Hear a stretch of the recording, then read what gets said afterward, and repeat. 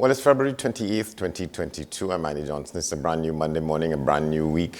Welcome. Thanks for joining us once more on this program, AM Prime here on WESNCC, the content capital. That's what the CC stands for. I said what's happening this morning. We will be talking in the second hour with Dr. Karen Seeley. She is head of an organization called the Trinidad and Tobago Non-Communicable Disease Alliance. And we're talking about what was found, among other places, in the examination of what happened with COVID-19 casualties and people who came down with the virus. And it was found that in a lot of cases, we are higher than we should be regarding what is called non-communicable diseases in the country. They say we're way out of whack in some areas, in cancer, in diabetes and other matters such as that, and what to do. Some people are saying that we have to pay greater attention to that as we go forward. So we're talking with her about that this morning in the second hour. Of course, we take a look around the region. We go to Jamaica and Barbados, among other places, if time permits, with what is happening there. We're also talking with Minister of Agriculture, Land and Fisheries, the Honorable Clarence Rambrad, about what seems to be an ongoing free-for-all. You know, there was this agreement after months of protest and legal action, court appearances and so on, with lands in Shagaram to be occupied by farmers and their families going back decades, and that some agreement was made and that the farmers were given the right to survey the lands themselves also, although another survey was being conducted by what we understand to be the Land Settlement Agency. That's an agency out of the ministry. Well, it's been a free-for-all, and people have been engaged in what we would call land grabbing for some time now, and those legitimate farmers have been screaming for help. The minister has agreed to come forward and talk with us about that this morning. Where does that matter stand, and how we resolve it once and for all, so we don't continue to go on hearing these reports about people storming onto lands and taking lands away from farmers who are claiming to be legitimate and claiming that that is happening to a degree that the authorities are not paying any attention. Also, we're talking this morning, in moments from now, with a Member of Parliament for Princestown, Barry Padarath, on his objection to what happened with the meeting that was supposed to have taken place in the Parliamentary Committee, looking at the issue of the blackout which the country faced a couple of Wednesdays ago. Why the committee decided to put off the meeting? Well, no members of the committee can speak because the meeting was held in camera.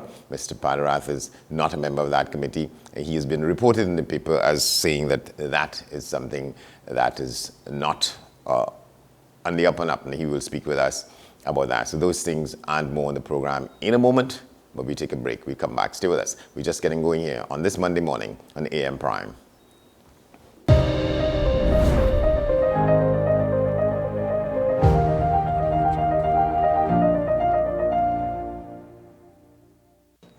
What's the best way to grab the attention of viewers? Please exercise more patience. You have to be kidding me. Doing what we do best. I'll say at the very least it's a conspiracy of laziness against the people. Join me, Keaton Shaw. And me, Sean Michael Small, for Talking Point. Weekdays from 8 a.m. to 9:30 a.m. We go in-depth on the trending issues and engage the most controversial newsmakers as we get them to account to the people for their actions. You can't go to the government with nothing. You can't go to cabinet with an empty hand, with a wish. I'm glad that we're having this a sober, mature discussion. In the present situation, I expect a continuation of the chaos. Join us for the discussion, Mondays to Fridays, only on WESN, the content capital. Burning questions, urgent topics. Welcome back to One on One, the show where we tackle the most current and pertinent subjects that are affecting all citizens, where we ask the hard questions and have in-depth conversations. What separates One on One from other talk shows is that the conversation stems from a younger perspective on topics that affect the fabric of our society. One on One, Wednesdays at 10 a.m. on WESN Content Capital. The issue, the continued rise in the price of flour and its impact on the cost of living in Trinidad and Tobago. How should we go about it? I want to ask you, what has been revealed to you about the state of vulnerability in the country because of this exercise and because of what we're going through? Is the government losing the war on the vaccine front? The discussion should revolve around the common good for the greatest number of people in Trinidad and Tobago. How do we inculcate a sense of respect and regard for people who may not be of your own political ilk or persuasion. The communities are now being used by political opportunists. So when the tables are turned, it's the same way. Okay, this has been 10 questions. I'm Andy Johnson, and we'll see you next time. Let your voice be heard. Call Madam Fix-It on WESN, the only place that effectively helps you with your woes. Having problems getting onto government agencies, water woes, NIS and pension problems, potholes, and much, much more. Call me, Madam Fix-It, every Monday, Wednesday, and Friday, right here on WESN. Let me fix it for you.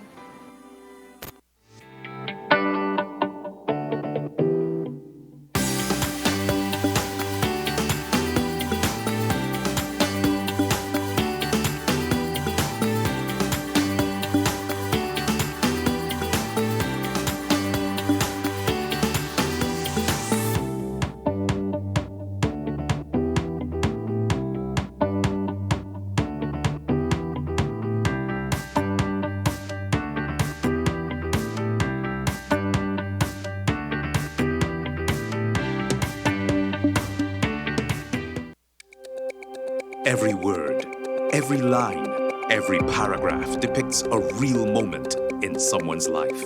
A father, a sister, a mother, a brother. We at Newsday are dedicated to you, the people, and through independent, unwavering journalism, strive to always bring your stories to life. Because your stories are more than just words. Newsday, independent and credible. It may seem like the hardest thing to do right now, but we all need each other to wear a mask, wash our hands, watch our physical distance, and stay at home. We need you safe. Together we can make the difference. Together we can curb the spread of COVID-19. So let's be responsible in our actions. The Trinidad and Tobago Red Cross Society. Mission-based, people-focused, community-driven.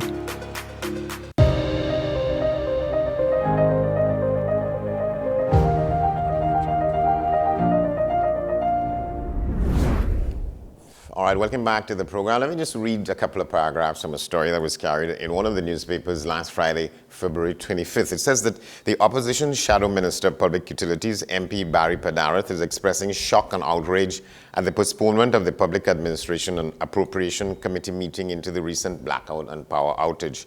In a press release, Mr. Padarath said, a serious matter like the blackout that left citizens at the mercy of the criminal elements for over 12 hours and without essential utilities doesn't appear to be a priority of the government with respect to finding out the details surrounding the outrage. He said almost a week had passed and the government was using its majority to stymie the work of the committee into this very serious matter. Mr. Padarath is with us now this morning. Thanks for coming on. Good to see you. Hi, good morning, Andy, and good morning to your viewers. All right, well, thanks for weighing in on this, helping us weigh in on this issue here, because a lot of people around it and involved in it say they can't speak because, you know how these things go in the parliament. They say that the meeting was held in camera, so nobody can speak about what transpired. So we don't know why they decided to postpone it and what were the issues brought to the table then. But you are not under such whip, so you can express your views. Thank you. Okay, so Andy, I've sat on several of these joint select committees before. The JSC on public administration and appropriation is one of those avenues that are available to parliamentarians to pretty much interrogate and investigate matters such as what occurred with respect to the power outage just over a week ago. One would have thought that the government would have moved with dispatch. That particular committee is chaired by the Speaker of the House of Representatives. However, the majority members are those from the government. And I took particular note in the way in which the Speaker crafted this particular press release and authorized this particular press release. And it's stated by majority decision. By majority decision, one would infer from that the government members, and from my sources, from my information from within the parliament and from outside of the parliament, I'm advised that a majority decision was taken by members of the government to abort that PAAC meeting. Essentially, what that does is really stymie the work of the committee, but it also puts Trinidad and Tobago on the back foot. Because what would have happened had that PAAC meeting occur last Wednesday, I believe, is that all stakeholders would have been brought to the table. When this matter first arose, one of the things that I called for as the opposition shadow minister of public utilities is for an interagency task force to be set up. This interagency task force would have allowed all stakeholders, whether it be TNTech, the independent power producers, the employees that were responsible for bringing us back onto the grid, etc., coming before the PAAC, being interrogated, being interviewed, all sitting at the same table, coming up with the reasons for why this would have occurred, but more importantly, recommendations going forward so that there will not be a reoccurrence. So it's very, very strange. And it's almost as though the government is in hiding or has something to hide. Because, as I said, one would have thought that they would have moved with great alacrity in order to have all players at the table to ensure that the country itself gets some answers and recommendations in terms of how we move forward with respect to the blackout that we had over a week ago. All right, so let's go back to what you began by saying, that you looked at the way in which the Speaker's press release was crafted, and she's chairman of the committee. It said that it began by talking about by majority decision. So what you're saying is that the majority of the people, the majority of the membership is government ministers. So they decided, for whatever reason, that they would move not to have the meeting. And so that... Correct. Yeah. And I really think it is an abuse of the process. It is abuse of the parliament. As I've indicated, I've sat on several joint select committees, and among a few of them that do deal with public utilities, for instance, the Committee on Land and Physical Infrastructure. And I noticed a developing pattern. While I am bound by the secrecy of these joint select committees, and I'm not speaking about the specific work of the joint select committees. Nothing prevents me from speaking about the way in which the committee and the work of the committee is handled. And I notice a pattern being developed by government ministers and government members where there are attempts to stymie the work of committees, and particularly one would have thought that important matter like what has arisen over the past week would have been a priority for the government. So to use their majority in these joint select committees to prevent that from happening raises more questions than answers. But again, I'm not surprised. You would recall that I raised a question in the parliament 2 Fridays ago with respect to the issue of the committee that was established to investigate the power outage. At that time, when I raised the question in the parliament, no committee was named. 2 or 3 hours later, we were told that a 3-man committee was going to be appointed, and those names were released. There were no terms of reference for the committee. I'm only told about a few days ago the terms of reference was released. It's almost as if government is working in a vacuum. When the issue of an investigation came up, we were first told by the Minister of Public Utilities that the government had several proposals before cabinet, and therefore they could not make a decision on the spot to have an investigation take place, or for the committee members to be revealed, or for the terms and conditions to be placed in the public domain. A few days later, when the question was asked in the parliament, we were then told that we are not sure just as yet who will be established as members of the committee. 3 hours after that question was filed, we then received a press release indicating who these 3 members of the committee were going to be. I find it peculiar. I find it very, very strange in that government continues with this particular issue to operate in a vacuum, as I've said. But we in the opposition, we have no faith in this 3-man committee that has been established. And it's almost as if this issue has been sent to die at this 3-member committee. You will recall with respect to the COVID-19 committee that was established by the Prime Minister.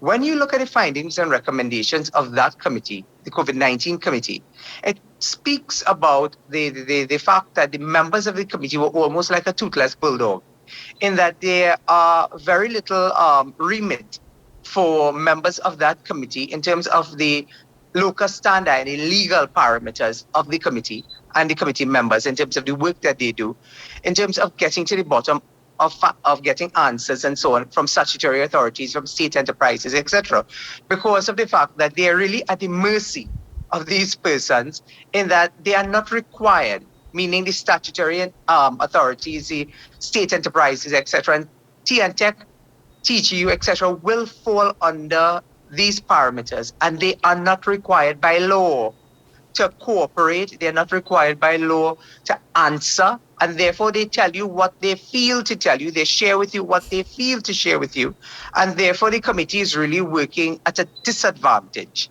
And for the Prime Minister to establish a three-man committee who does not have a locus standi, who does not have a legal remit, it really places them at a disadvantage, and it tells you that the government really does not place this particular issue of a nationwide blackout for over 12 hours as a priority.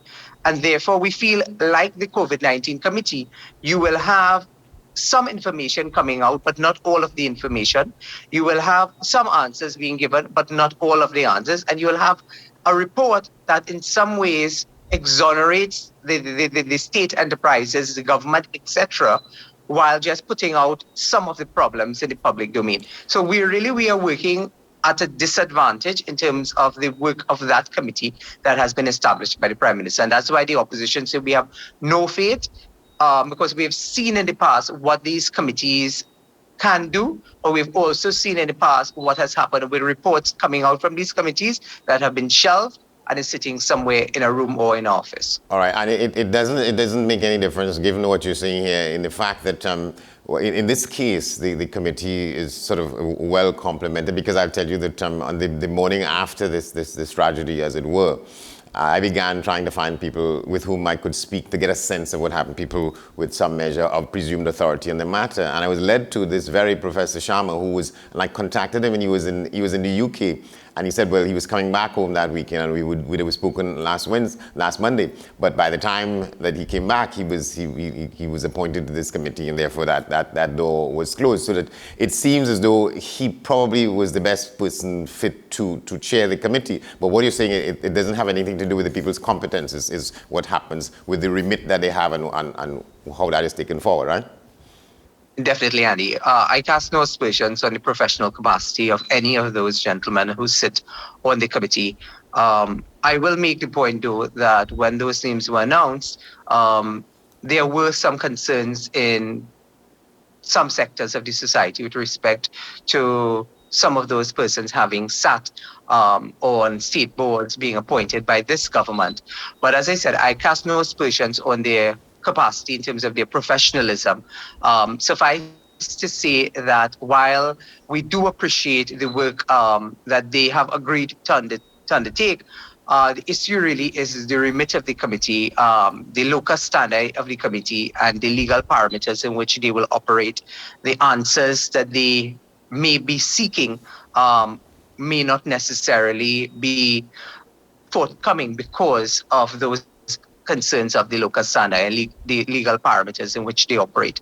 So one would have really thought that the best approach at this time would have been for an interagency task force to be set up, and for professionals like those that were named on the committee to be part of that task force. But to operate in a silo really is to put them at a complete disadvantage. All right, so let's go back to this PAAC meeting now. What are the protocols which say, well, okay, so the meeting, a decision was taken to call off the meeting. It doesn't say whether it was postponed, it will happen next week or whenever. What are the protocols that prevent the members from saying, well, this is the reason why we got together and said, well, look, we don't want to have the meeting now, we may have it next week or whenever. What are the protocols that govern that kind of disclosure? Because the committee meeting is held in camera, the standing orders provide for the deliberations of the committee itself. And that's why I was very specific about the work of the committee. The work of the committee is one thing in terms of the secrecy and the confidentiality. Very little or nothing prevents members, in terms of the protocols that you have described, of saying to the public that these were the reasons that we have advanced why the committee should not meet or it should be postponed. So again, there are more questions than answers, and there are little or no protocols as it relates to coming clean and clear with the public as to why government would have aborted this meeting. Andy, I would not say that I'm surprised by this measure, because there's another issue that I want to raise and clarify in the public domain, because I've seen one media house report that Minister Marvin Gonzalez, who's the Minister of Public Utilities, had to correct me on his utterances inside and outside of the Parliament. And I think this forms part of the strategy of stymieing the work of the committee, in that the minister, when asked frontally of what were the reason or reasons for the blackout in the Parliament, stood and he gave a very convoluted answer. But you'll recall that Kelvin Ramsuk, the general manager of TNTEC, within 1 hour of the power outage, came and he told the national community that it had to do with a breaker trip at the Gandhi Village substation. They were very clear about that at TNTEC after 1 hour of the power outage. When I stood and I asked the minister in the Parliament what were the reason or reasons, and the minister gave a very long-winded answer, MP David Lee got up and asked the minister if the minister can clarify what he had said earlier. And what is placed on the Hansard, and it's there for all to see. And I think it is the onus of responsible journalists to not just simply take what the minister says and cherry picks out of the Hansard. The minister put out a public release last week, Monday, chastising me, saying that I was misleading the public, that he'd never said what I had attributed to him. And what is on the Hansard is the minister contradicting Kelvin Ramsuk, the general manager of TNTEC, by saying that it was the independent power producers is where the problem with respect to the power outage emanated. Emanate means the source, and the minister attributed the source of the problem to be the independent power producers and not TNTEC, not the Gandhi Village substation. And that is on the Hansard of the Republic of Trinidad and Tobago. And as I said, I think it's irresponsible of journalists not to double check, especially when the information can be easily verified, that the minister sort of cherry pick and sanitize his answers, because we have been getting contradictory statements. I've noticed since then the minister has gone totally silent. And the work of the PAAC committee last Wednesday would have afforded Trinidad and Tobago the opportunity to have these matters clarified and to have the statements by the Minister of Public Utilities investigated and interrogated in terms of where did this minister get this information from, and why were there contradictory statements coming from TNTEC and then the minister. Yeah. The independent power producers in this country are companies like TGU, Powergen, etc. They are not TNTEC. TNTEC is a power distribution company. And because of the technicality that is involved in the public utility sector, I think what the minister and the government is seeking to do is really confuse the minds of the population. As I said, the independent power producers are power producing companies. They don't distribute the electricity. TNTEC is the distributing arm of electricity, and they're totally separate and apart from each other. So it was passing strange that the minister would attribute the blackout to the independent power producers, those who are actually producing energy to make electricity, as opposed to those in TNTEC who are distributing the energy. And it is a very worrying situation for Trinidad and Tobago when a minister can make contradictory statements like this compared to that which was coming out from the state enterprises. Because then it begs the question, this is not just simply a public utilities matter, it is also a national security matter.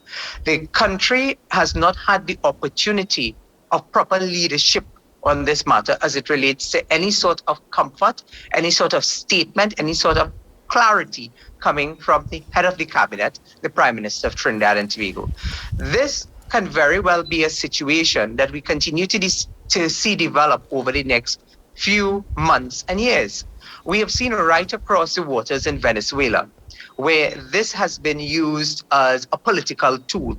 We have seen in other parts of the world. You mean what is this has been used as part of espionage, etc. There's been very little leadership coming from the Prime Minister in terms of making public utterances, giving the population the assurance of exactly what occurred as it relates to these power outages. Well, I was told it had to do with something they call in the trade a black start that didn't happen because the independent producers were supposed to have their capacity or their system was supposed to have been triggered and feed the power that they produce into the TNTEC grid, but that didn't happen.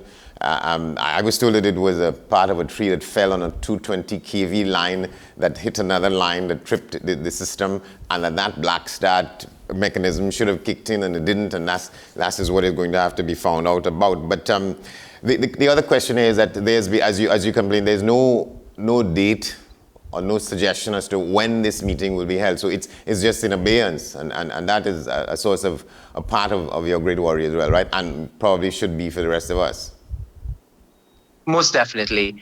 I intend on speaking to my colleagues who sit on that Joint Select Committee with respect to raising with the chairman of that committee and I'm almost certain that this work has already started, their concerns for having that meeting aborted by the government, but more so in terms of getting a specific date of when next that committee will meet. To leave it in abeyance really is a disservice to the people of Trinidad and Tobago. But I believe more than it being a disservice, it is a strategy, it is a tool of the government to hide the facts of what occurred.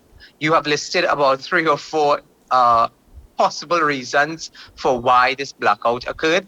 By tomorrow, we may have 10 or 20 more reasons, but still no leadership and no clear answers seem to be forthcoming as it relates to the strategies that are being deployed by the government. And that's why I say this committee that has been established, this 3-man committee, is really a toothless bulldog and possibly another strategy of the government in terms of putting this issue out to pasture. Right. If this were the case, do you think it should have been said that the committee meeting was postponed and probably called off altogether because of the appointment of this team to investigate? But that's nowhere in any part of the rationale. So we don't know if that as well itself is at play here.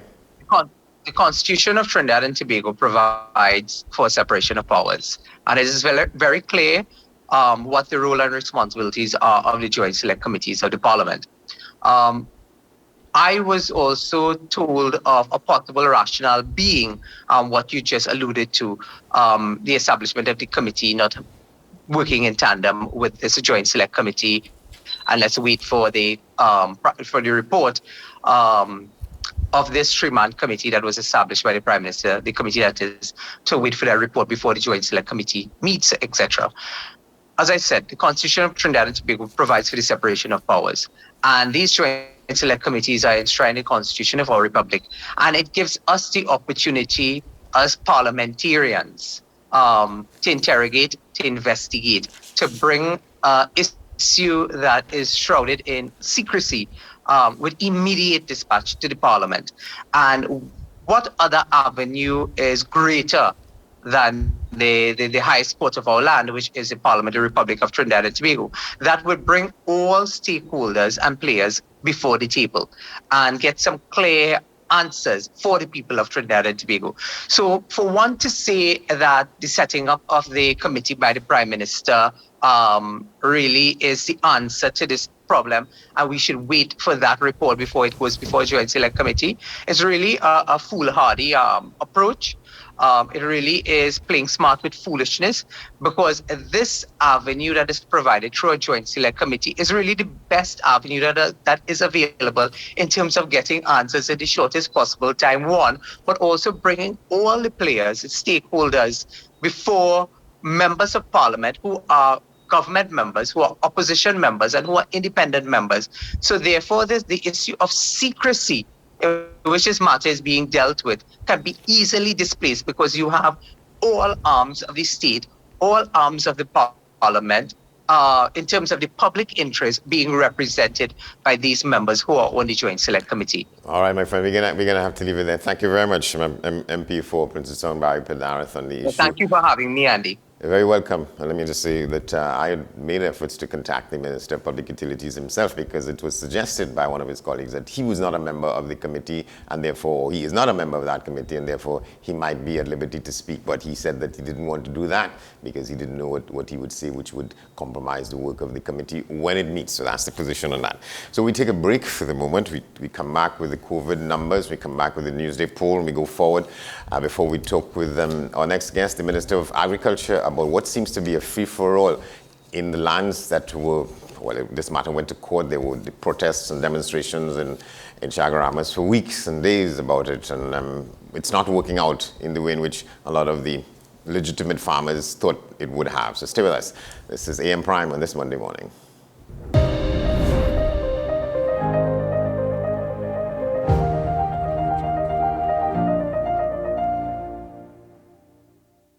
Gift giving during a lockdown can still be hassle-free with a gift from FanZone with delivery options available nationwide. Visit and browse our Facebook and Instagram pages for all your official licensed merchandise and apparel and have it delivered to your door. Find us on Facebook and Instagram. FanZone, we've got you covered. The best laptops and tablets are at dbesttoys.com. Get a Gateway 14.1-inch Ultra Slim notebook or an HP 14-inch laptop at the best prices in TNT. Get the Fire 7 tablet for $474. You can also shop the latest Amazon Fire Sticks. Call now at 32-DBEST to order or visit us in-store at Forces flagship MacBean. Shop online now at dbesttoys.com. Free delivery available throughout Trinidad and Tobago. Cash or links on delivery. People really want to know, what about me? Where do I fit?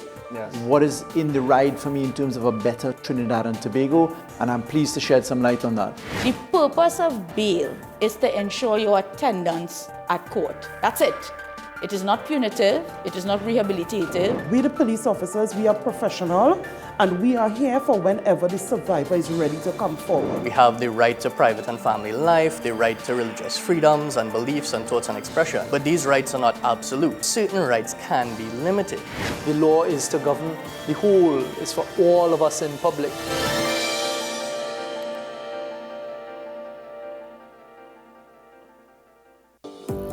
Join me, Sule A. Joseph, as I delve into the day-to-day psychological issues plaguing our society. We will discuss behaviors that encompass the biological influences, social pressures, and environmental factors that affect how you think, act, and feel. Sight, Thursdays at 11:30 a.m., only on WESN, Content Capital. Is it politics? What is it? Is it that nobody cares about sports? The kind of support that sport used to get in the past is no longer here. The thing is, taking a knee doesn't mean that that's the only thing you're doing on it. Right. Taking a knee along with other stuff. Samantha, what are you looking forward to when you return home to Trinidad and Tobago after winning the title?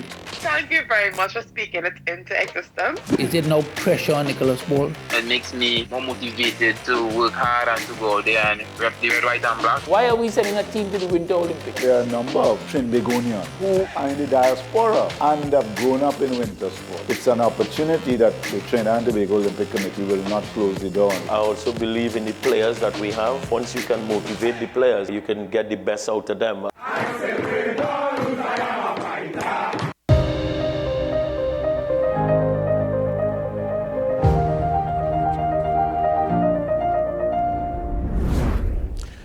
Welcome back. Well, we have the numbers. We present them to you and the Newsday poll. But first of all, let me just show you what's on the front pages of these newspapers this morning. The Newsday Trinidad and Tobago, that's the front page.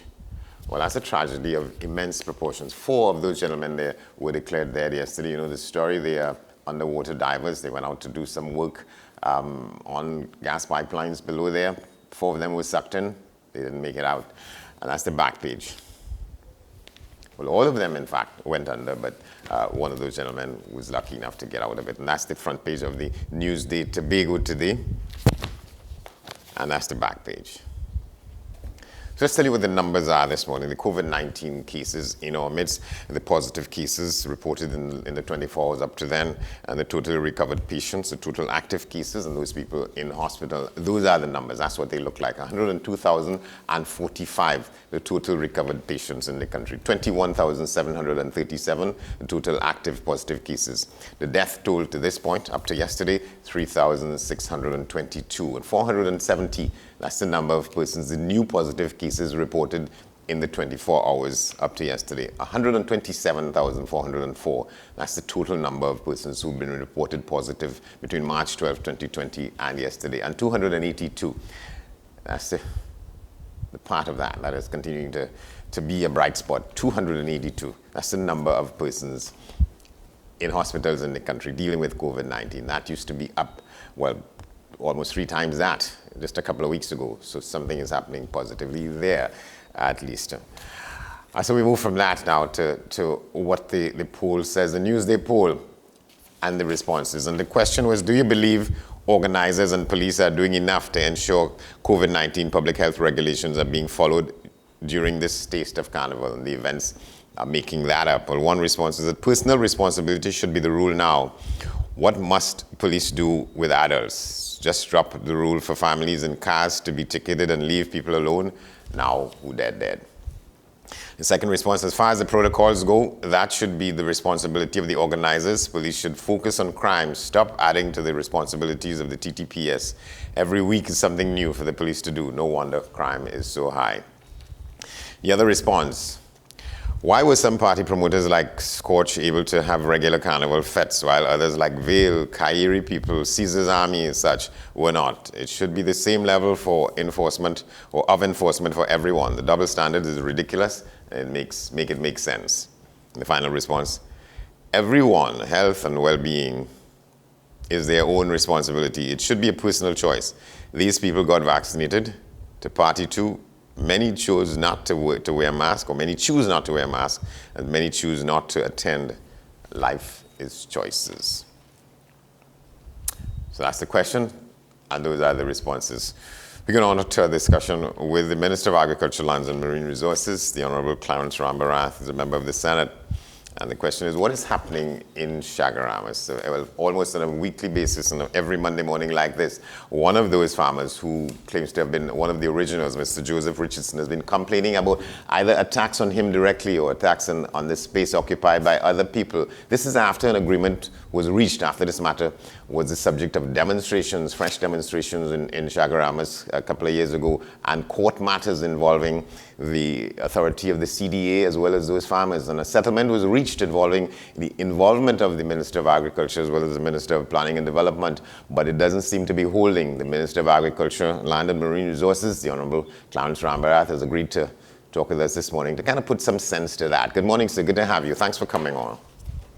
Good morning, Andy, and good morning, Trinidad and Tobago. And I like how you put it, put some sense to all of this. All right, well let's go start about I must say that this matter has a long history. The Guap Road farmers matter itself. Chaguaramas is on the northwestern peninsula. It's just over 14,000 acres. And this matter involves a site which is about 122.6 acres, known as the Guap Road Triangle. So Chaguaramas is quite unique in Trinidad and Tobago in the sense that the land there falls under the Chaguaramas Development Authority. So once you enter Chaguaramas onto the 14,000 acres, that extend to the islands of the northwestern peninsula, you are in CDA's territory. The Commissioner of State Lands has very limited authority there. Of course, on the seabed that lies outside the northwestern peninsula, the Commissioner of State Lands has authority, and in respect of a limited number of parcels on the peninsula itself. This matter involving the farmers is more than 60 years old, as I said, and over the years, different efforts, particularly in the 1980s, were made to settle. They came very close in about 1985. They seemed to be very close to settling the issue, and it never got settled because of a change in the administration of the CDA itself. Of course, I inherited the matter. Tangentially, really, it falls under the CDA, but in an effort to promote a settlement, I got involved in it. And the Minister of Planning is, of course, the line minister for CDA and therefore the line minister responsible. It took a lot of effort to bring the matter to, I would say, a close.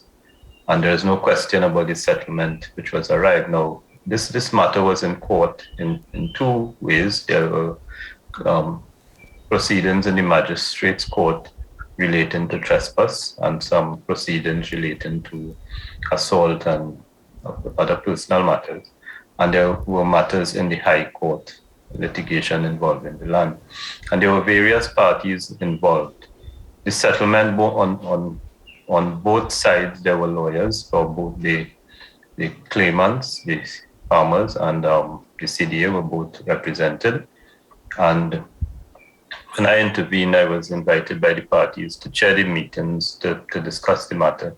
And with much effort, an agreement was reached. And basically, what the agreement provides is that the civil matters would be withdrawn from the court as a consequence of the settlement. And I want to make something very clear. There is a view that there are delays on the part of the government. That is not true, and I will provide that information. But I want to tell you this, what is at the heart of the matter. When we arrived at this settlement in 2018, towards the end of 2018, it struck me that as soon as the settlement was announced, the first Saturday after the settlement was announced, in one of the daily newspapers, I saw a 5-acre parcel of land in Guelph Road advertised for, I believe it was $12 million. And right away, it struck me that I needed, on behalf of the state and on behalf of the farmers themselves, to be extremely vigilant in this matter and to make sure we act appropriately and we are not influenced by outside people. If you look at my Facebook this morning, I said I'm coming on WESN to talk about the matter, about the fables and the schemers and people who are floating around and want to make money off this matter. So I want to tell you right away that in this matter, there are individuals who are promoting their own interests and not the interests of the farmers. And their interest is to get hold of a parcel of land in Chaguaramas and sell it. And I'm determined that that would not happen under my watch. So I'll give you the facts now. Right. We promoted a settlement which was accepted by the parties.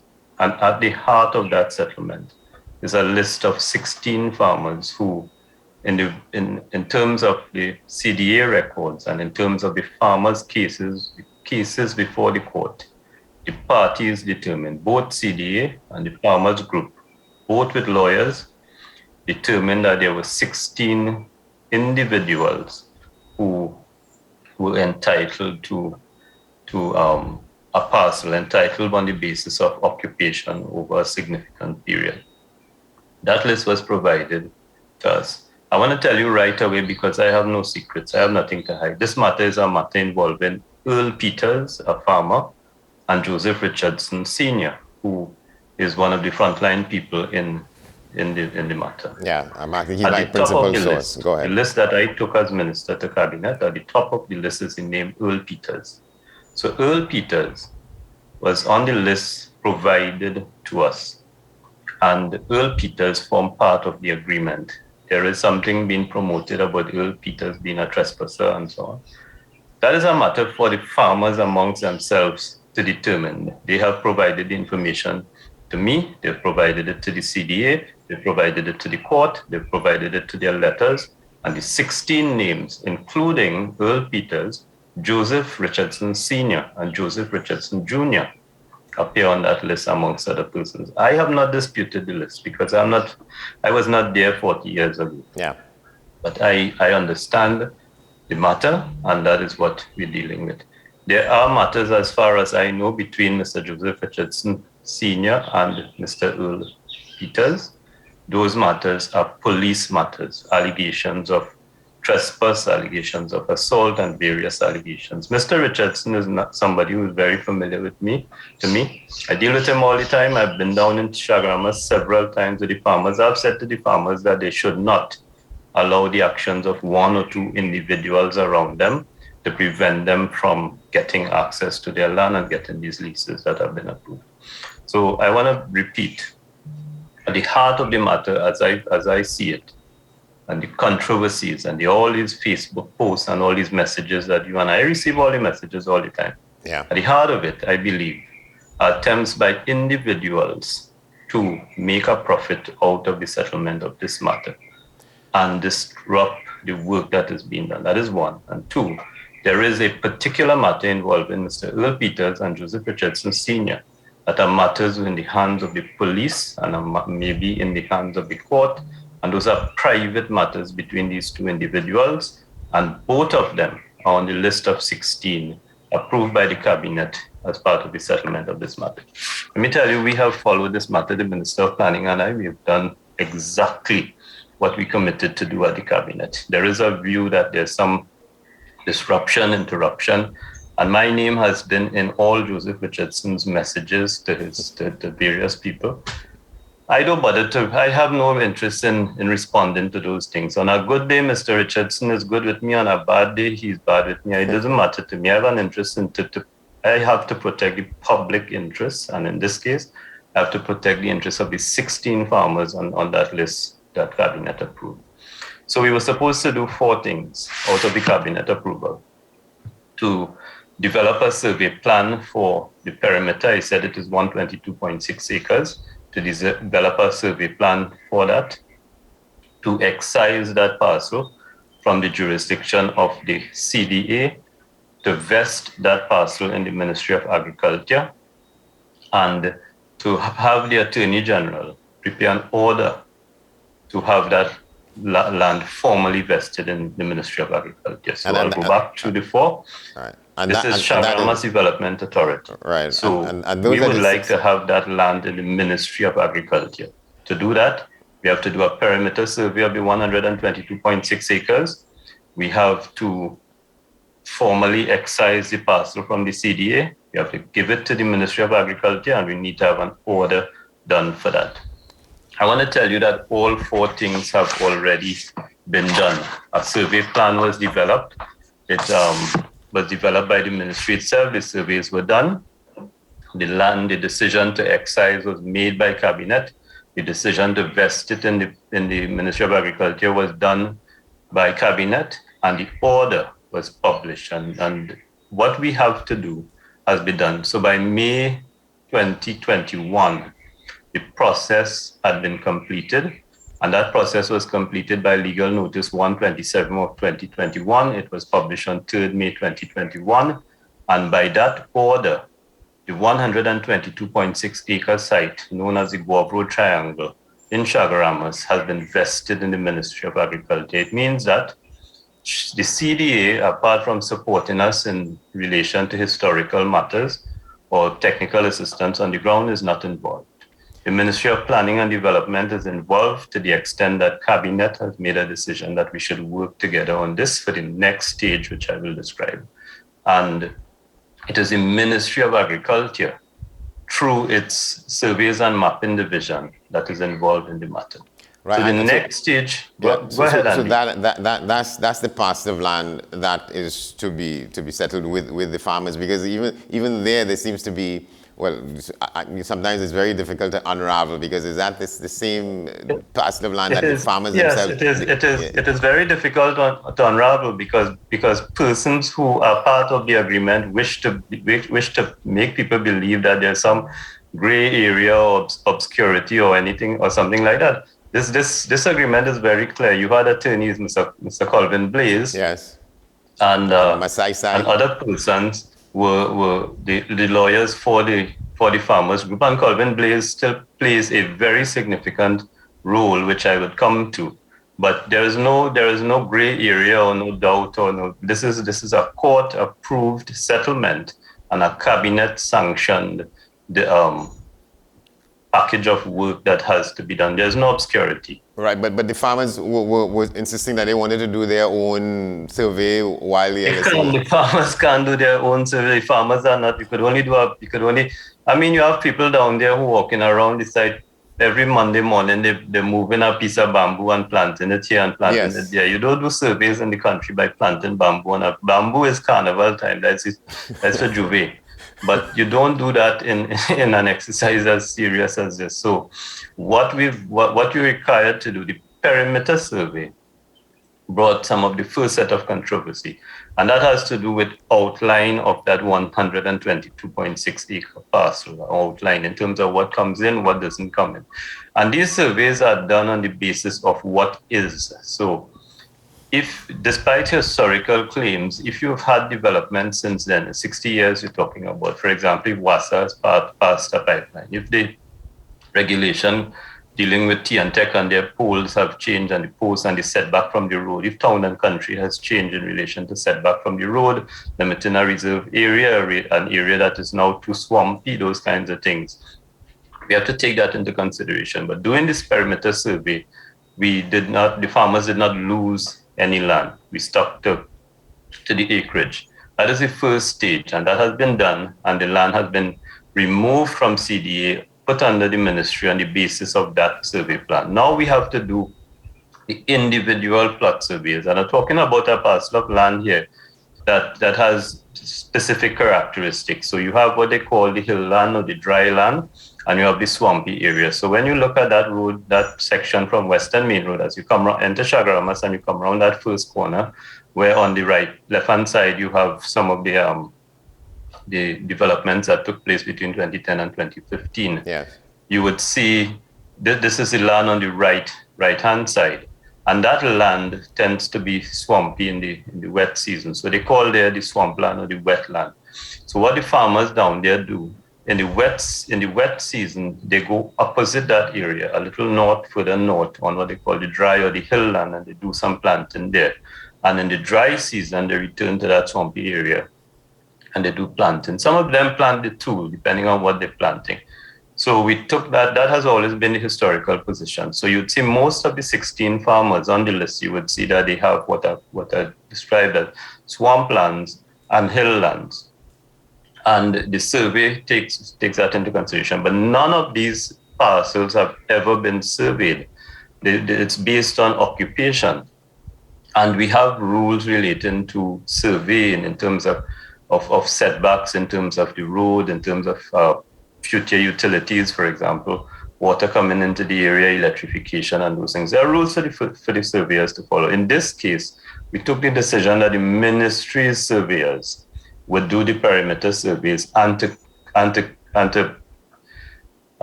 deal with the cost to the farmers. In this case, given the fact that it's a court matter, a cabinet-sanctioned matter, we used the government's surveyors who are employed by the ministry in its surveys and mapping division. That itself has brought on some controversy because it is an agreement that was reached, and it does not prevent the farmers from having their individual surveyors present or anything like that. Yeah. But for the purpose of doing a lotification, the ministry wants to do that. So we are able to resolve disputes. It is not a case of a survey plan being submitted and it is disputed and there are quarrels and the exercise is reduced. And throughout the exercise, I have been with all the parties.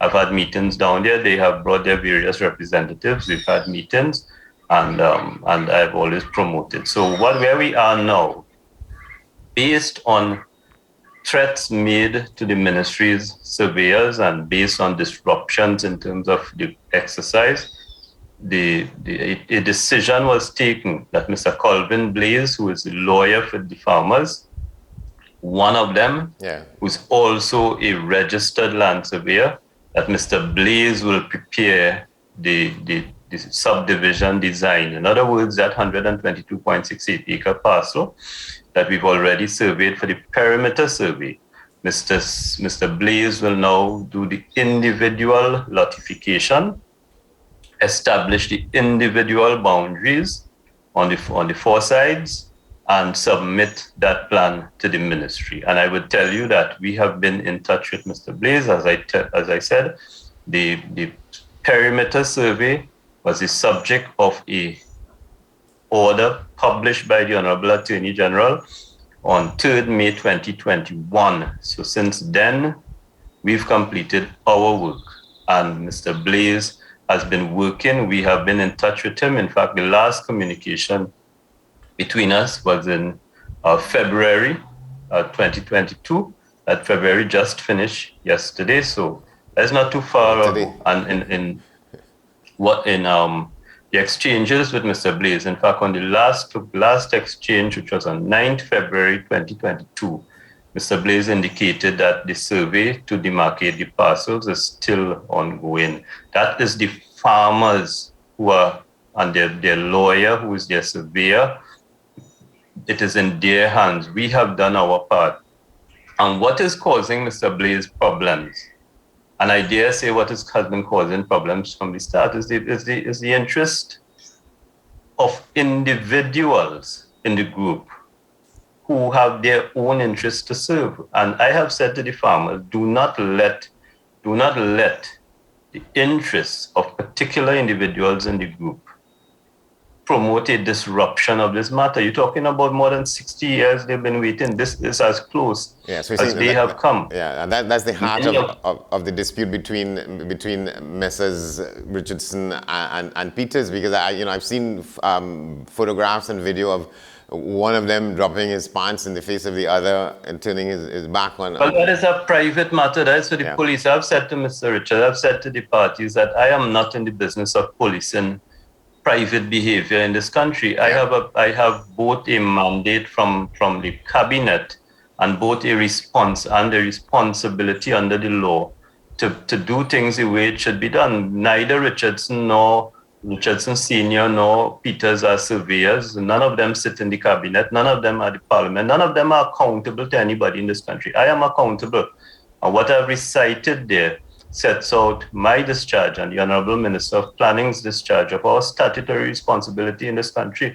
And who want to pull their pants down for me or whoever, it doesn't matter to me. I've faced all sorts of things all over the country, and I've faced all sorts of things in promoting the settlement. But I will tell you, we have excellent farmers. There's one farmer in particular, Kimraj Ramup. We have a lot of other farmers who are excellent farmers supplying food to this country.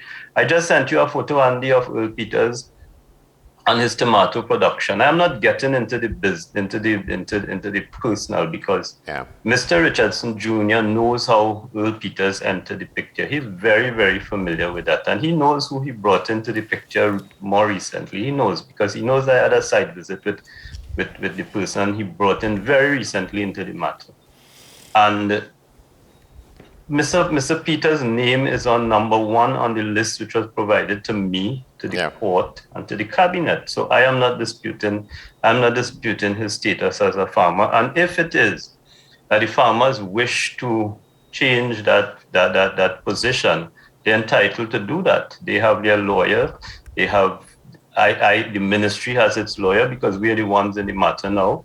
And if they wish to resign from the position they provided to us in relation to any member on the list, they are free to do that. But I can't be in the middle of a WhatsApp and a Facebook battle between self-interested individuals at the expense of farmers whose families have been on this land and are bona fide producers of food in the country.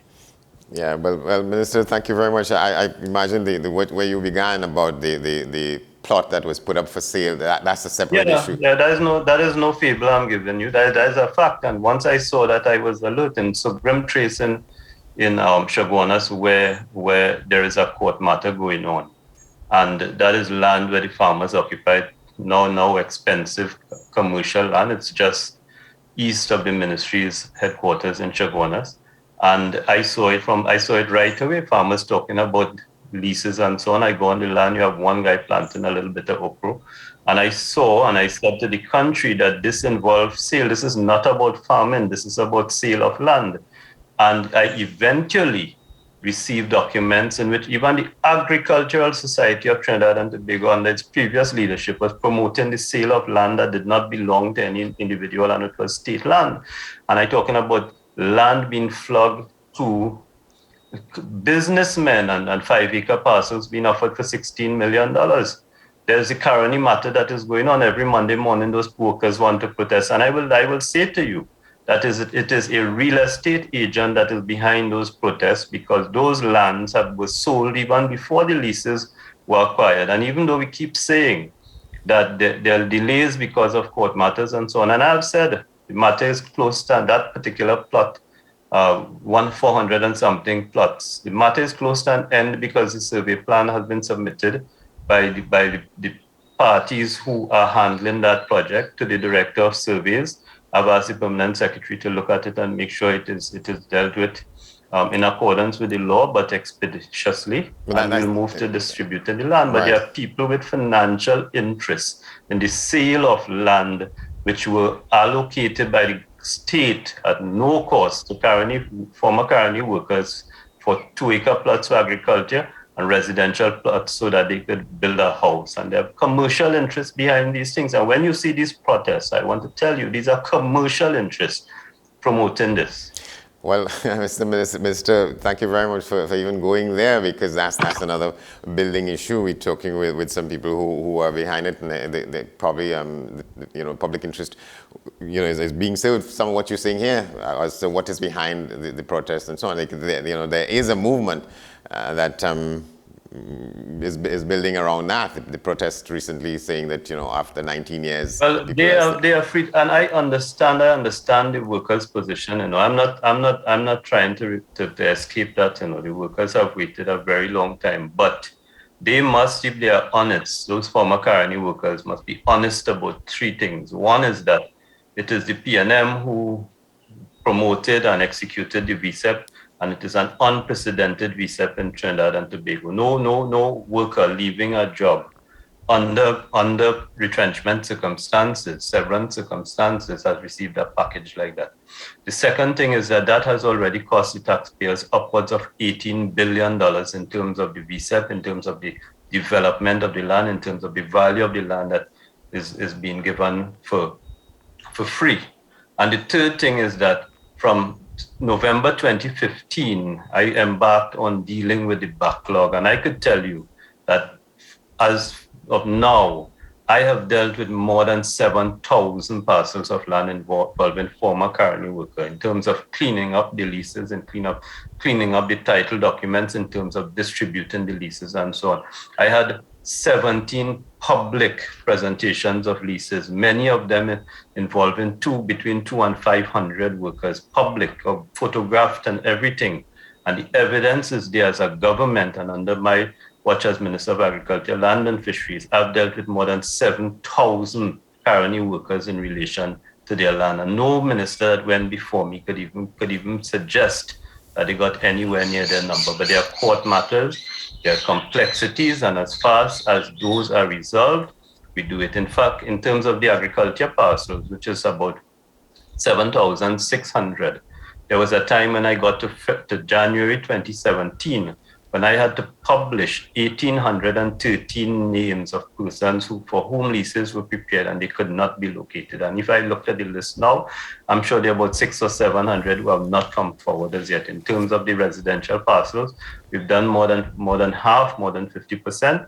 And those that have not been delivered in terms of the leases, those parcels are because of statutory approvals, because of contractor claims which are unresolved, and because of court matters which we must fight, because it is part of our fight against corruption.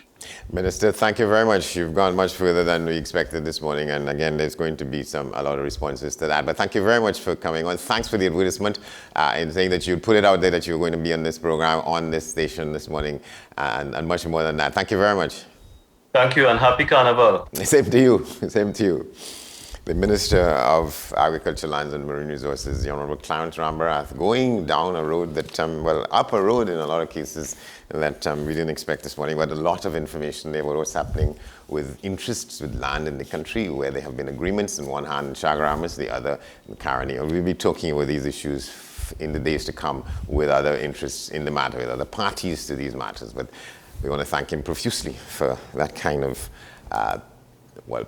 the information that he brought forward in both cases. We're going to take a break, and when we come back, go back to another matter about the prevalence of non-communicable diseases in our midst. A lot of it was highlighted in the reports coming out of the effects of COVID-19. Stay with us. We're coming back with Dr. Karen Seeley on that. That's AM Prime this morning. Lots of fun.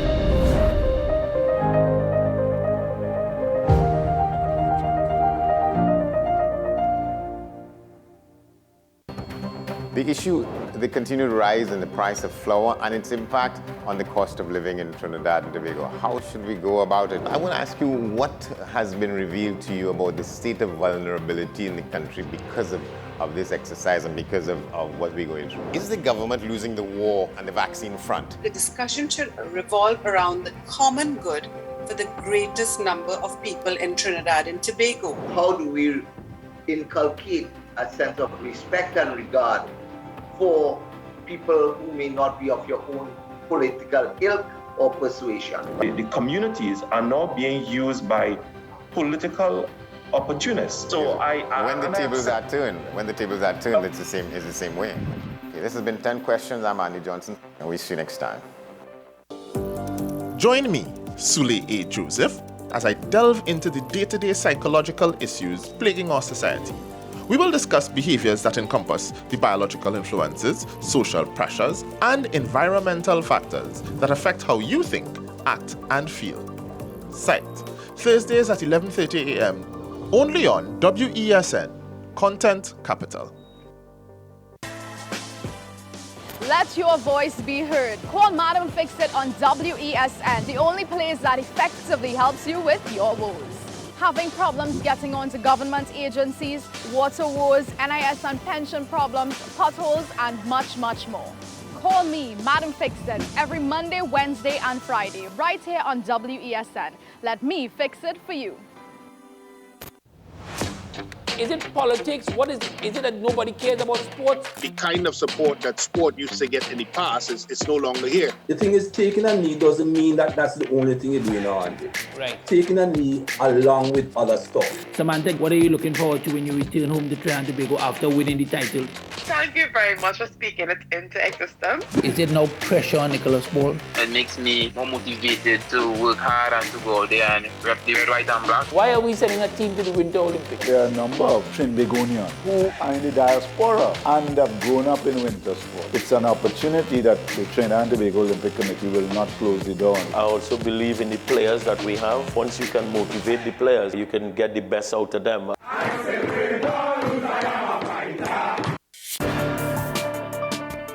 People really want to know, what about me? Where do I fit?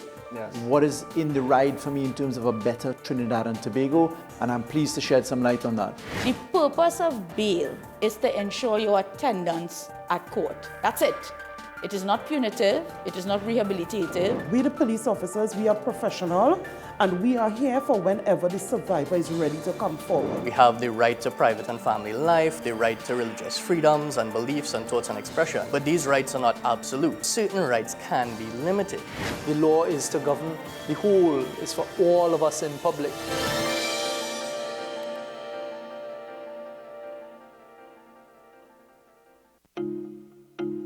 If you live with someone who's tested positive for COVID-19 and has to self-isolate at home, take care of them from a distance and reduce their movement around the house. Give them space, a designated space, and open those windows.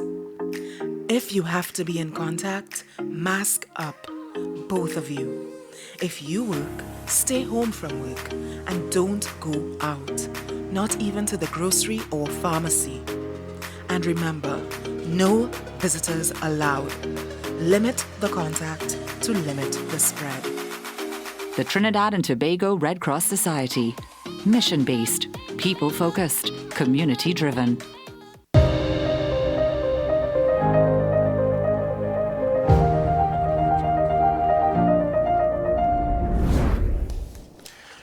Welcome back to the program, where we should be talking in a moment with Dr. Karen Seeley. She's the head of the organization known as the Trinidad and Tobago Alliance for Non-Communicable Diseases. There's some worrying reports about what's happening with non-communicable diseases in the country, and a lot of it was picked up during, as we keep trying to watch and bring down the numbers with COVID-19. In one report that's carried in the Express about a week ago, saying that the NCDs took a backseat during the COVID. The report said there were high rates of NCDs among the patients who died or were hospitalized for COVID-19, with hypertension and diabetes being the most common comorbidities seen in these patients.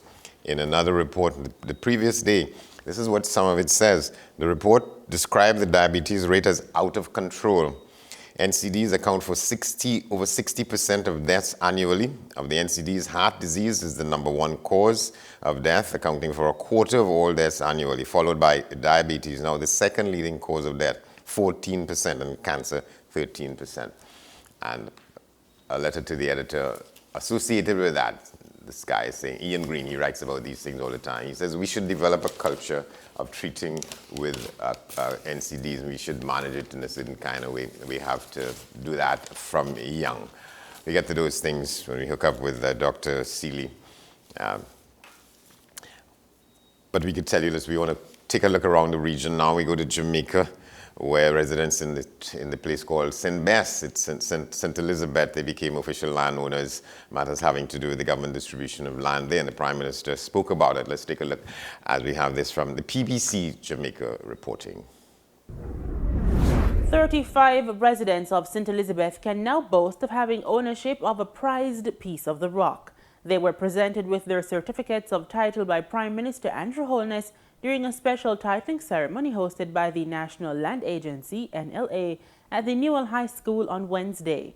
This is the first group of persons to be awarded titles under the NLA's inaugural systematic land registration program, which seeks to assist persons to obtain titles for undisputed property they have lived on for upwards of 12 years.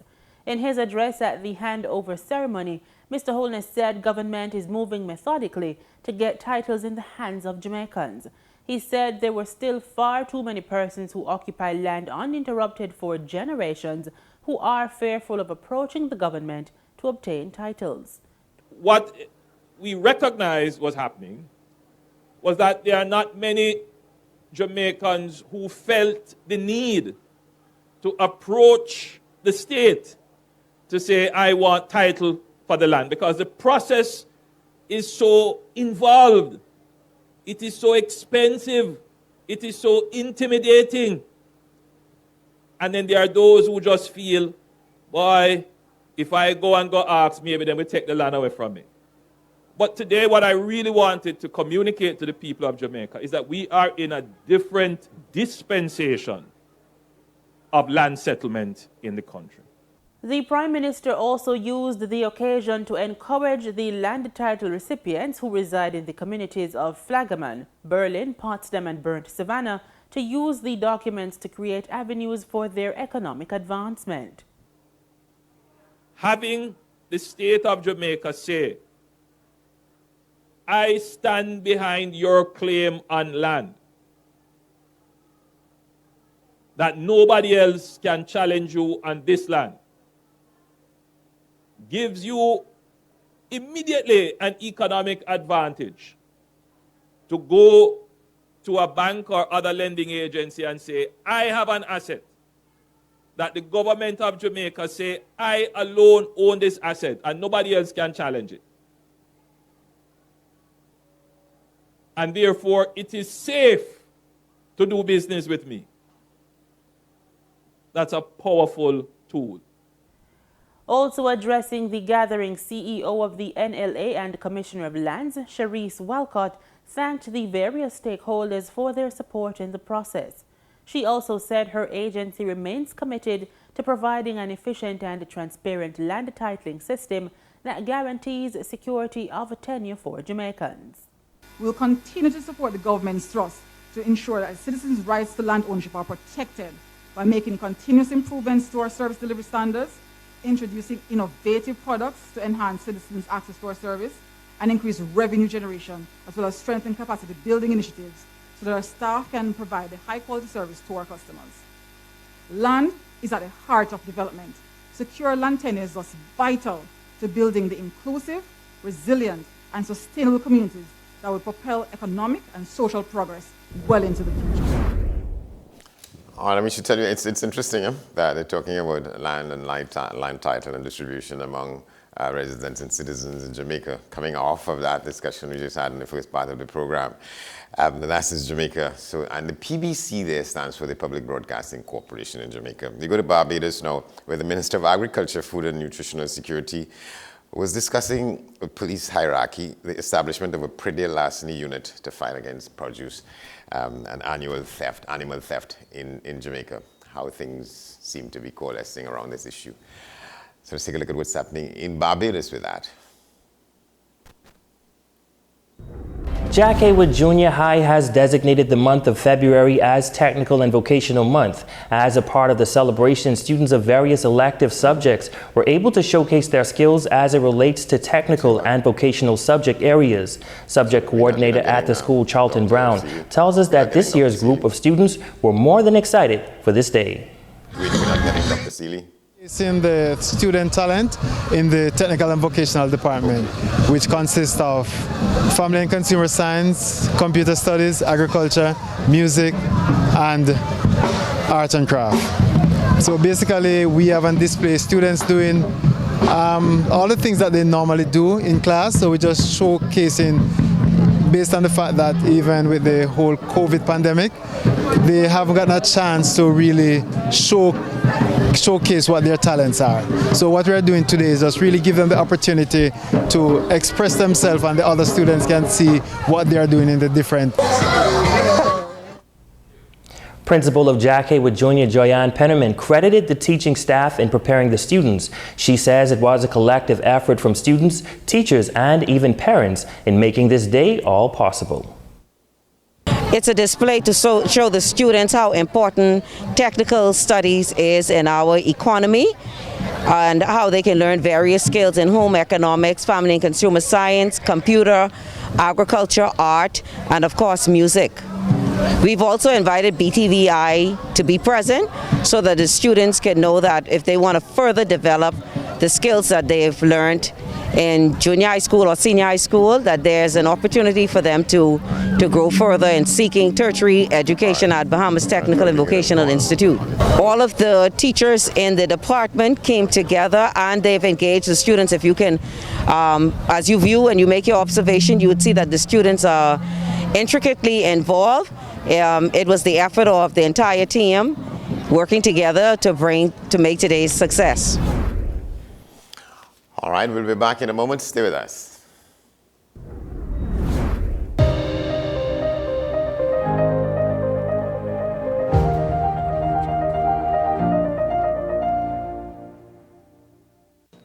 What's the best way to grab the attention of viewers? Please exercise more patience. You have to be kidding me. Doing what we do best. I'll say at the very least it's a conspiracy of laziness against the people. Join me, Keaton Shaw. And me, Sean Michael Small, for Talking Point. Weekdays from 8 a.m. to 9:30 a.m. We go in depth on the trending issues and engage the most controversial newsmakers as we get them to account to the people for their actions. You can't go to the government with nothing. You can't go to cabinet with an empty hand, with a wish. I'm glad that we're having this a sober, mature discussion. In the present situation, I expect a continuation of the chaos. Join us for the discussion, Mondays to Fridays, only on WESN, the content capital. Let your voice be heard. Call Madam Fix-It on WESN, the only place that effectively helps you with your woes. Having problems getting onto government agencies, water woes, NIS and pension problems, potholes, and much, much more. Call me, Madam Fix-It, every Monday, Wednesday, and Friday, right here on WESN. Let me fix it for you. Every word, every line, every paragraph depicts a real moment in someone's life. A father, a sister, a mother, a brother. We at Newsday are dedicated to you, the people, and through independent, unwavering journalism, strive to always bring your stories to life. Because your stories are more than just words. Newsday, independent and credible. Is it politics? What is it? Is it that nobody cares about sports? The kind of support that sport used to get in the past is no longer here. The thing is, taking a knee doesn't mean that that's the only thing you're doing on it. Right. Taking a knee along with other stuff. Samantha, what are you looking forward to when you return home to Trinidad and Tobago after winning the title? Thank you very much for speaking it into existence. Is it no pressure on Nicholas Ball? It makes me more motivated to work hard and to go out there and rep the red, white and black. Why are we sending a team to the Winter Olympics? There are a number of Trinbagonians who are in the diaspora and have grown up in winter sport. It's an opportunity that the Trinidad and Tobago Olympic Committee will not close the door on. I also believe in the players that we have. Once you can motivate the players, you can get the best out of them.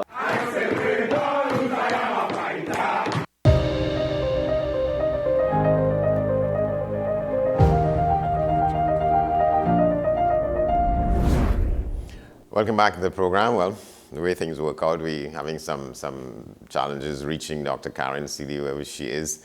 We have an issue with the connectivity of that, but we have on the line with us now, well, in the Zoom, as a matter of fact, Mr. Joseph Richardson, who's one of the principals in that discussion we had in the last hour with Minister Rambarath, and he's one of those farmers at the center of this controversy among themselves, and then to some extent, at least from their perspective, with the government on the release of the lands, the surveying and what have you, as they move forward after coming out of that period of contention between the farmers themselves and the Fiagaramas Development Authority. The matters went to court at two levels. You heard the minister saying that.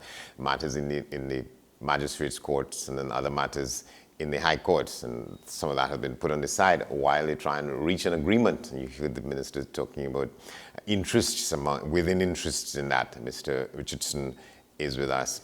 Good morning, sir. He was looking at the discussion we had with the minister. Good morning, Richie. Yes, good morning to you, Brother Andy, and good morning to Trinidad and Tobago, and good morning to you. Yes, good morning to you. Oh, we just have a couple of minutes, so let's it will be interesting to get your take on what you heard the minister talking about. What's your responses to some of that? Well, the minister started off well with everything that he said up front with the situation with the court matter, etc., etc. But it so happened that somewhere along the line there, I believe there was misinformation being passed to the minister, in that the situation with us is one where the ministry jumped out in front and was doing things unknowing to us. A lot of the things, what caused the friction there with the ministry and us is because they jumped out doing things. It started even with the survey. The survey that they did was I don't want to go on record to say it. In fact, I said it before. The survey was corrupted. You can't just jump out and do a survey without informing us. You're doing a perimeter survey. Yes, they were authorized to do the perimeter survey. But in the perimeter survey, they take out a lot of our land. The whole front, the boardwalk, whole front is gone, right? When they were doing the survey, I know it was wrong because they were in our fields, right? West Mass was the guy who was in charge of the survey team, right?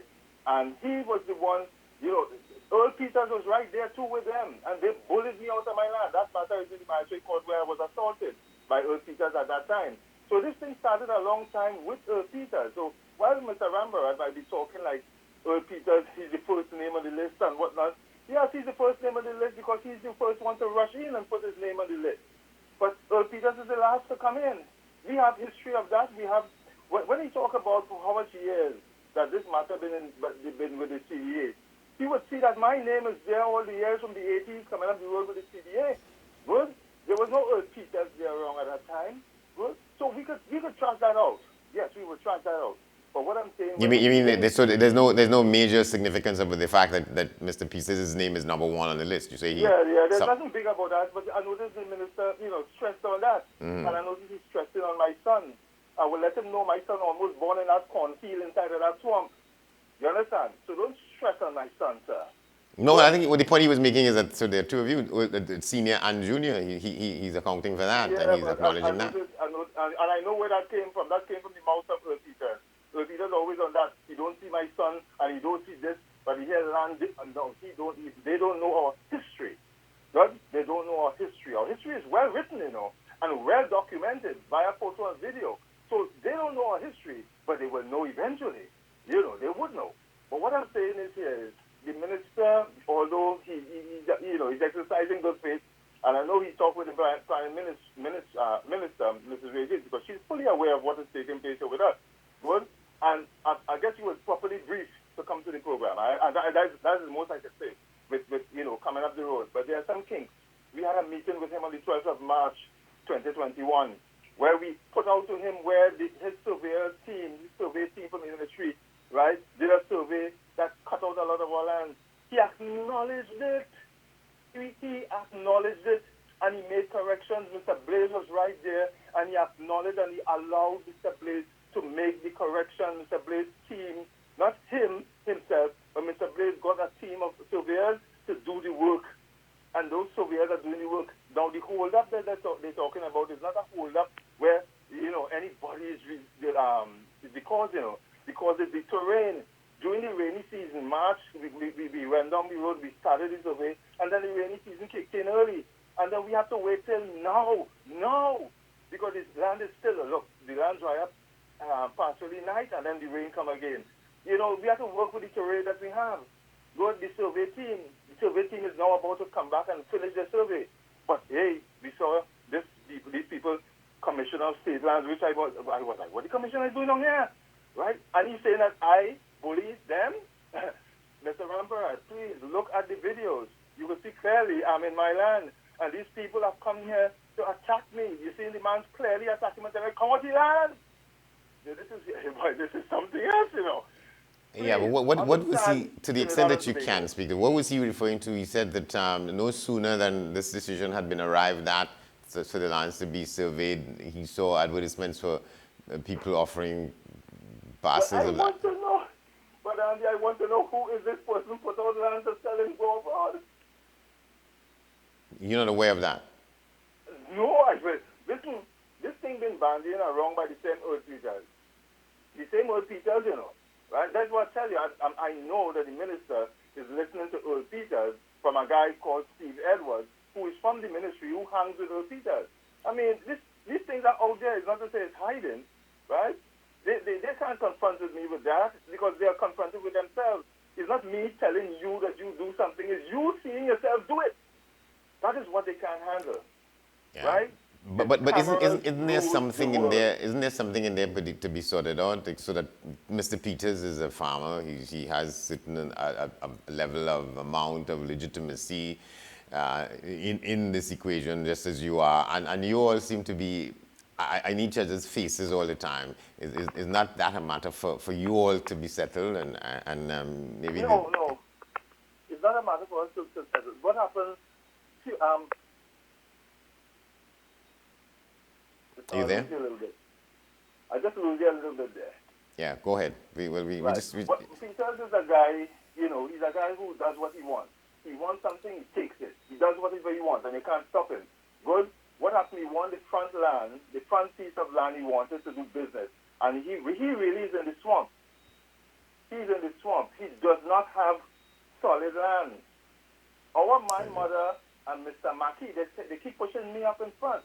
But there's another farmer there who Peters took his whole piece of land. That is James Mackey's grandfather. All right. Well, listen. We run out of time, but it's a matter that we will continue. As you know, we keep faith with what is happening there, given where this, at least this episode of the matter started in the Parliament. I mean, in the courts, and there were protests, and with all kinds of politicians marching a couple of years ago for this and calling for it to be returned to your hands. And this is where it is now, and we've been tracking that. I suppose we've been paying more attention to this than anywhere else in the media, right on this program, right on this station. So we will stay with it because it's a big thing, Shagger Amos. But thank you very much for watching and for coming in. We'll continue to monitor the situation. Well, that's our broadcast for this morning. As busy as it was, as important as these issues are, from the Parliament to the lands in Shah and elsewhere. We want to thank you for watching, and of course we tell you you can keep in touch with us here at AM Prime at WESNCC and all our social media platforms. You could send your email to amprime@wesncc.com. Well, not too long from now, at the top of the hour, we'll have some news, and then the guys come in for today's edition. We're starting another week with that as well. Talking Point with Shah and Small. For now, I'm Andy Johnson. Thanks for watching, and we'll see you tomorrow.